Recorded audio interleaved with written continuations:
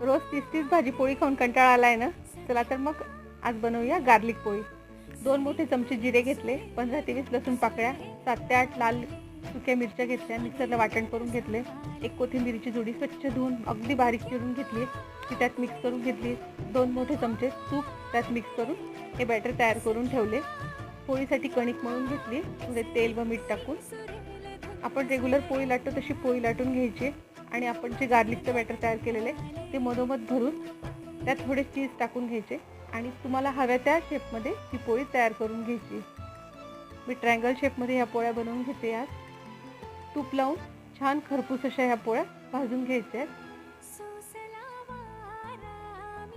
खूप खमंग आणि चटपटीत अशा मस्त पोळ्या तयार होतात। या गार्लिक पोळी नक्की करून बघा।